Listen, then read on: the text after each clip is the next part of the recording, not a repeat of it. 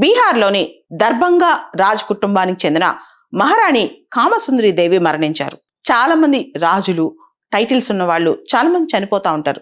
కానీ మహారాణి కామసుందరి దేవి చాలా ప్రత్యేకం. 94 సంవత్సరాల వయసులో ఈవిడ మరణించారు.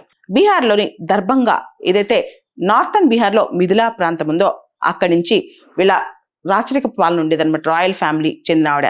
ఈవిడ 94 సంవత్సరాల వయసులో 6 నెలల నుంచి సిగ్గా ఉండి చనిపోయారు. వాళ్ళ యొక్క కళ్యాణి నివాస్ అని చెప్పి వాళ్ళ రాయల్ ప్యాలెస్ లో చనిపోయారనమాట. అయితే కామసుందరి దేవి గురించి మొత్తం అన్ని న్యూస్ పేపర్స్ వార్తలు రాస్తున్నాయి. ఏమిటి ఆవిడ గ్రేట్నెస్? బీహార్లోని దర్భంగా ప్రాంతంలోని లాస్ట్ కింగ్, చివరి కింగ్ మహారాజా కామేశ్వర్ సింగ్ చనిపోయిన తర్వాత ఆయన 3వ భార్య ఆవిడ మొత్తం రాయల్ ఫ్యామిలీ చూసుకున్నారనమాట.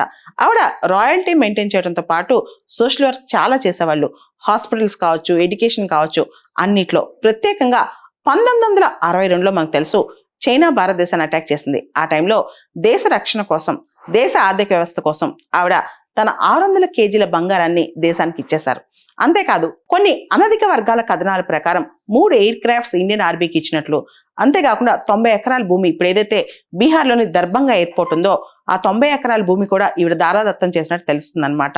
ఇంతటి గొప్ప మనసున్న ఈవిడ్ని అక్కడ ప్రజలందరూ కూడా కొలుస్తారంట.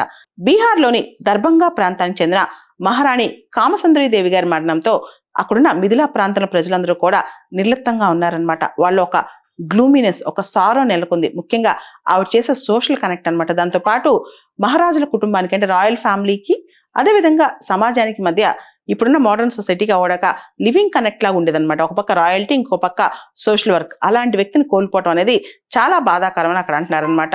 ఆవిడ తన హస్బెండ్ పేరుతో మహారాజా రాజాదిరాజ్ కామేశ్వర్ సింగ్ ఫౌండేషన్ అని చెప్పి ఒక ఫౌండేషన్ స్థాపించి పెద్ద పెద్ద లైబ్రరీస్ ఇలాంటివి కూడా స్థాపించారంట. ఇలాంటి మహారాణిని కోల్పోవటం అంటే ఆవిడ మహారాజా ఫ్యామిలీకి చెందిన లాస్ట్ లివింగ్ కనెక్ట్ ఆవిడ.